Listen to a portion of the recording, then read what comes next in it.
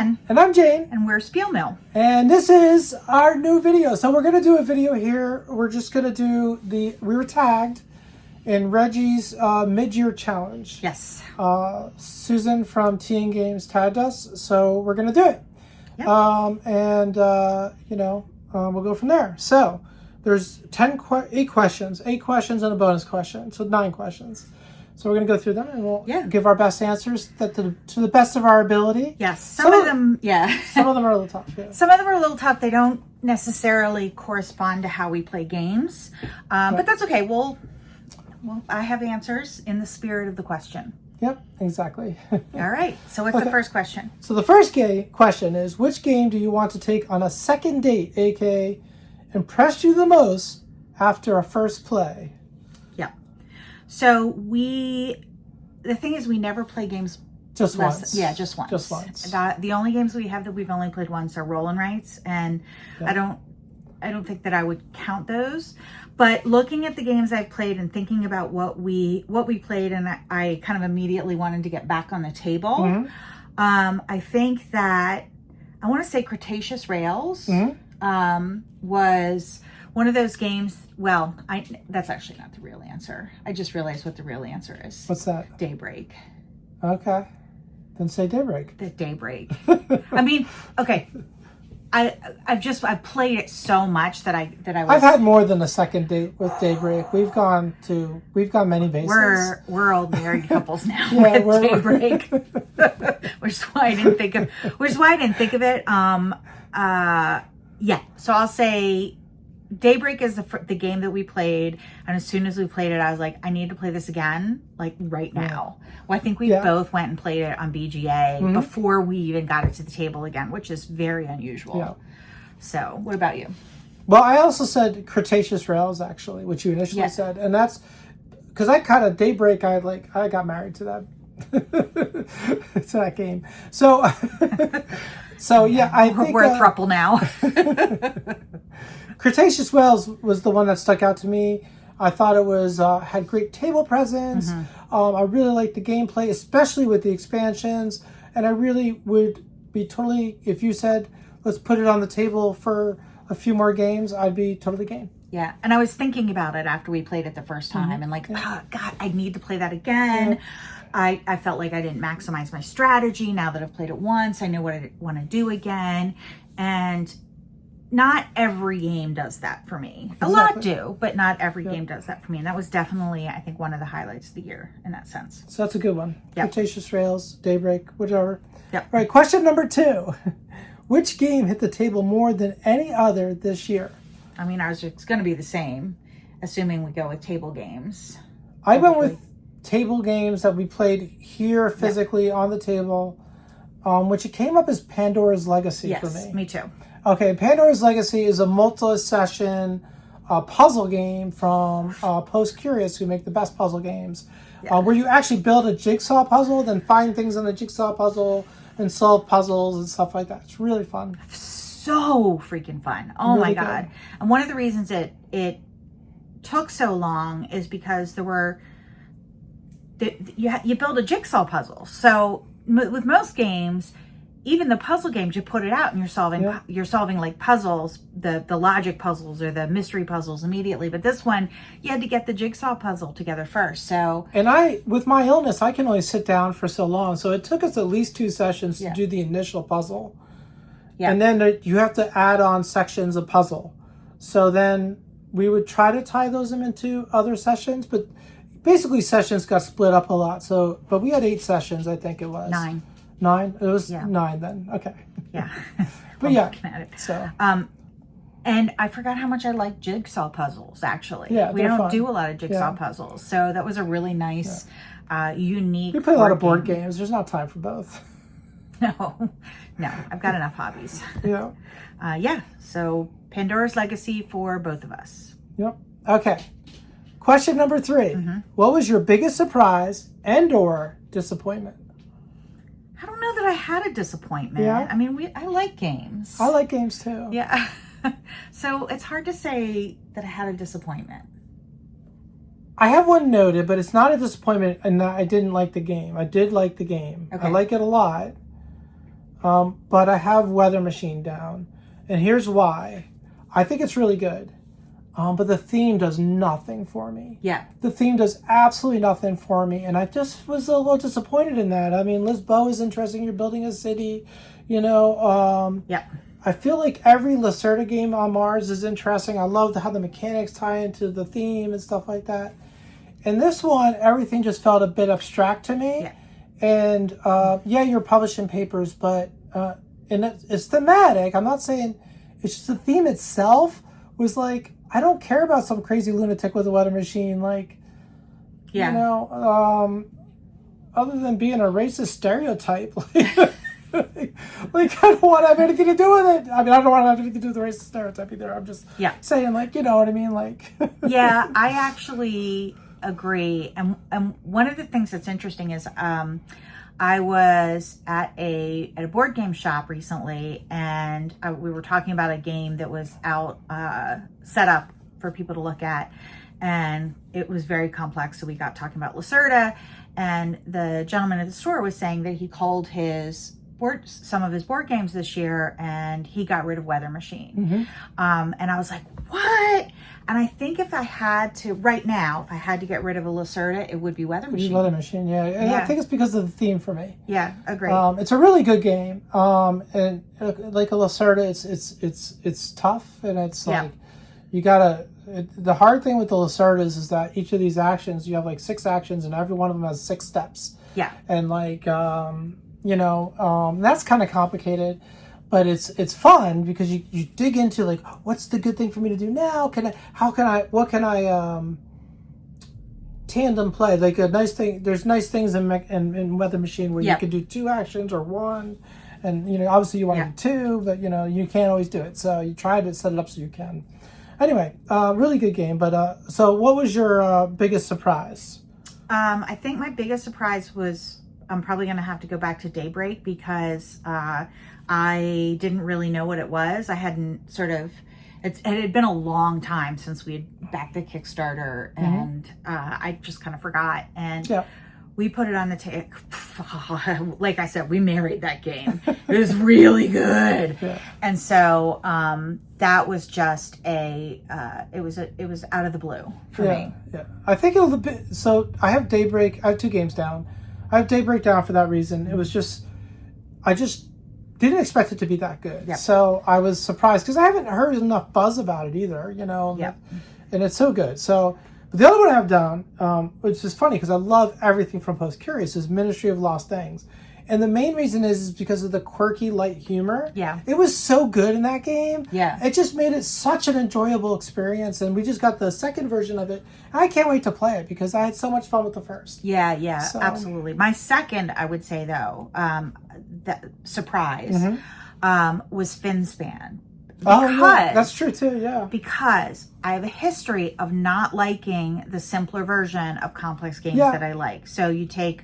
What is it? It's the Castles of Burgundy, Tuscany. I do not care for Castles of Tuscany. I'd rather play Burgundy. To be fair, that's a common opinion. Most people do not care for Castles of Tuscany. Yeah. At least nearly as much as Burgundy. Yeah. I mean, you know? In general, still though, we make our games longer and more complicated. So when you told me that Finspan was the lightest of the 3, I was like, I might not like this, but it was delightful. Yeah, I think they did a good job. I really, really enjoyed it. Yep.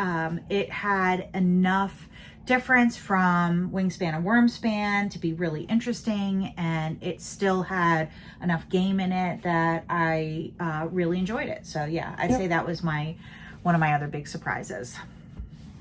Yeah. All right. Good answers. All right. Question number 4. What game's production and art impressed you the most?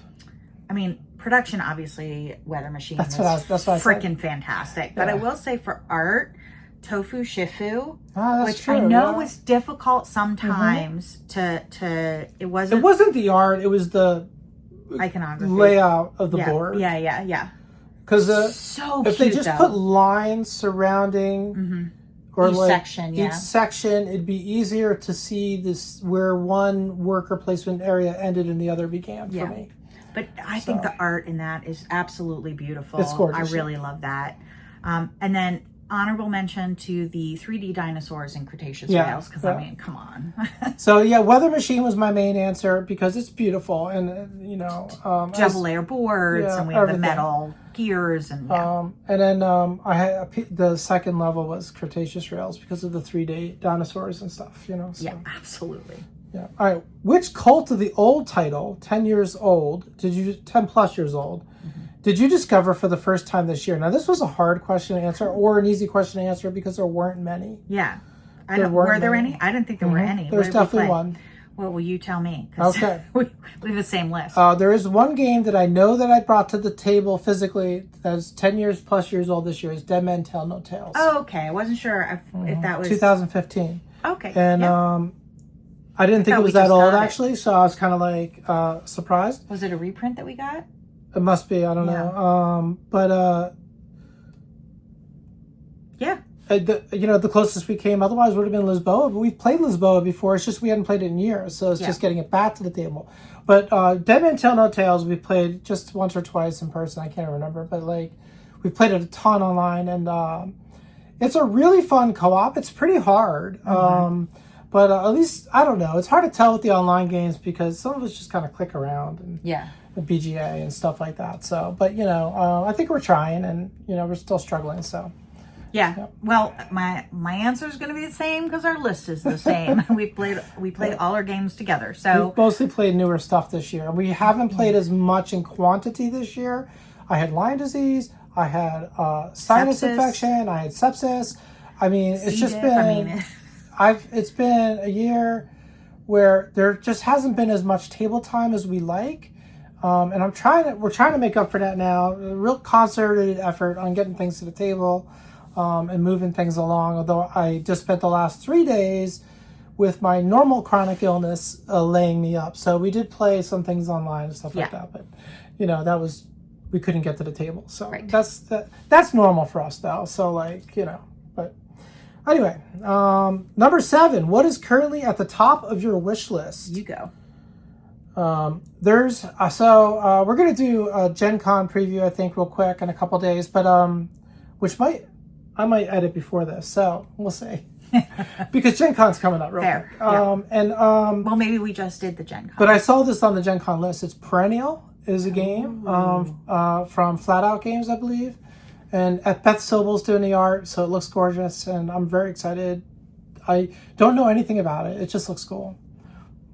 Yeah, well, I have to say we don't keep up as much as we used to with games. So I don't have a good sense of what's coming out. And we have so many games that I try not to get excited about purchasing games. Yep. I will say there's 2 that have come to my attention that I'm kind of interested in. And the first one is, I don't even know what it's called. We're playing it online right now about making board games. Oh yeah, a game maker, yeah. Yeah, I mean... It's so cool. Now it's a loose phrase. Yeah, very loose. We're kind of clicking around, but it seems like the type of game that we would really like, and I love the theme. And the second one is one I saw again at our friendly local game store, and that is Orlo.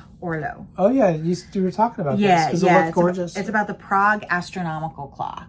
Oh, yeah, it's really interesting. And that's what I was looking at when I was talking about Lacerda. It looks kind of like a very heavy Euro game, similar to a Lacerda, where there's lots of moving parts, and there's literally moving parts. There's gears on it that turn. Oh, it looks so good.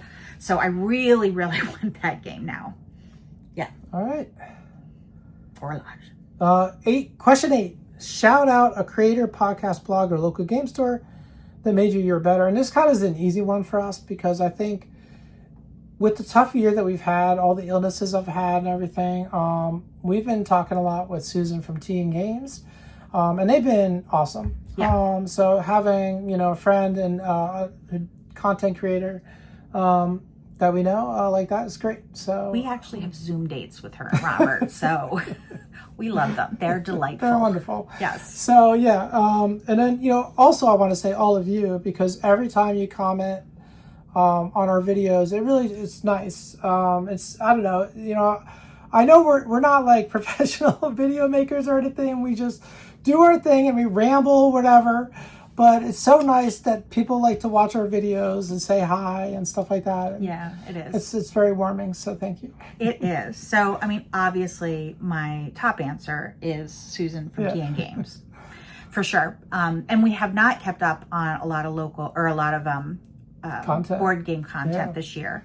But I will say 2 other things stand out. One, This Game is Broken. That podcast is listen to that a lot, it's very funny. I really enjoy it. It makes me laugh out loud.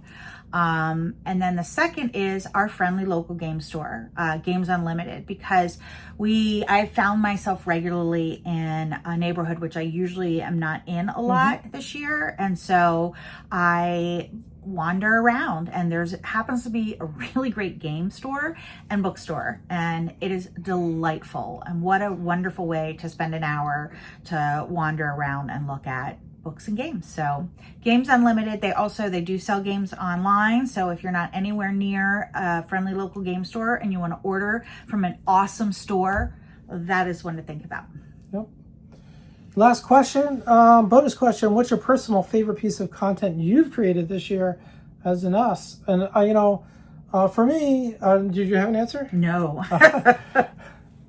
For me, it was kind of, is the Daybreak video, I think. We got to do a review, which we haven't done in a while. We got to introduce our dogs, which was fun. Yeah. And, we just love that game so much. It's our big hit of the year so far. So doing a video about it was fun. Yeah, that sounds good. I'll take that one. This year has been, it's been rough. Yep. I'm working multiple jobs. Jane's been sick. My dad's been with us. It's just God, yeah. It's been a forgot shit your show. Dad was this year. I can't even. His wife broke his hip and he had to come stay with us for broke her 6 hip, weeks. not his. Her hips. There's no elder abuse. Okay, he broke her hip. And he came and stayed with us for 6 weeks. Yeah. He's blind. He's pretty deaf. He's had multiple strokes. He walks with a walker. Another reason it was hard to get games to do. It was, this year's been awful. We were playing Pinochle with him, though, which was hard because he couldn't see the cards. He's still a card shark. Oh, my God. It's been a year. I just don't. So I don't even know. Have we made videos? I have no idea. I don't know what happened yesterday. I'll take your word for it. I do remember doing the Daybreak one, though, because I remember introducing the dogs. You introduced the dogs. I mean, that's worth it in and of itself. And that was right after my dad left, so. So that's good. And, it's great to be back and doing videos. So thanks for doing thanks for tagging us, Susan. Yes. Thanks to Reggie for making the list. And, we're going to do more videos. Like I said, we're going to, I think tomorrow, record a Gen Con preview, which will probably get out before this. And then, because that's like this weekend. And, that's it. That's fun. So, I'm very excited. So. Yeah, but we are back to cycling the games. Oh, you know what? I do want to shout out one other thing that's made the year great. And that is that we have friends that play board games with us. Yes. We have a couple that are very into heavy games. They were willing to come over and sit down and learn Ostia and a Lacerda game and, 2 Lacerda games because they're coming over for weather machines. Yeah, like that has been such a freaking delight. We never play big, heavy games with 4 people. And I mean, that's amazing. That's been really nice. Plus, they pick the game we're going to play next in a lot of cases. And so that's been really wonderful. You got to rotate, but yeah. Yeah, because I don't have to think about it. I have a lot of decision fatigue. I just say, look around, pick a game. It's great. We have lots of great games. We're happy to play all of them. Yep. So if you want to move to Pittsburgh and play games with us, just let us know. Please. Absolutely. All right. Thanks for everyone for watching. Remember, every day that you game is a holiday.